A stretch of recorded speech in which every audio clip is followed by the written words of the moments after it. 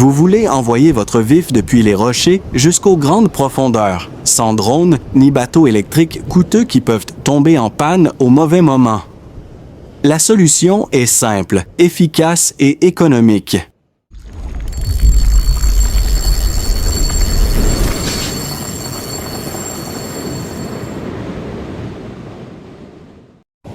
La pêche au ballon gonflable.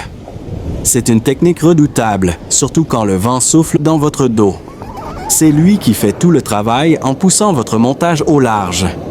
Mer calme ou agitée, le ballon traverse les vagues sans effort grâce à la force du vent. On commence par gonfler le ballon, pas au maximum pour éviter qu'il éclate, mais suffisamment pour offrir une bonne prise au vent. On passe ensuite les lèvres du ballon dans des mérillons rolling, puis on fait un nœud simple pour le bloquer. Quand le prédateur saisit le vif, le ballon ne sert pas seulement de flotteur. Il devient un amortisseur naturel. La résistance du ballon sur l'eau fatigue le poisson dès les premières secondes, limite les accélérations violentes et l'empêche de prendre trop de fil d'un coup. Vous gagnez un contrôle beaucoup plus rapide dès le début du combat.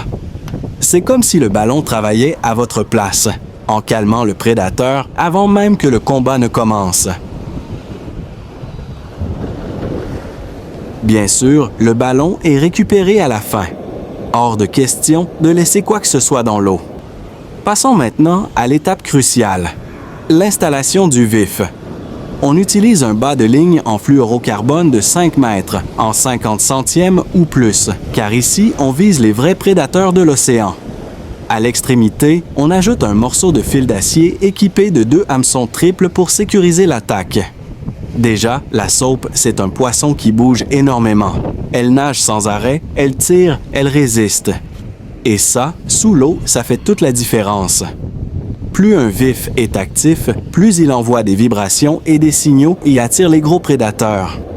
Ensuite, une saupe robuste, ça veut dire qu'elle tient plus longtemps à l'hameçon. Point très important, les 2 triples n'ont pas le même rôle. Le premier triple est piqué dans la nageoire dorsale du vif. Pourquoi? Parce qu'il maintient le poisson bien droit, lui permet de nager naturellement et reste vivant plus longtemps.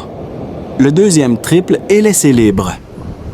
Il sert à assurer un ferrage rapide, puissant et immédiat lors de l'attaque.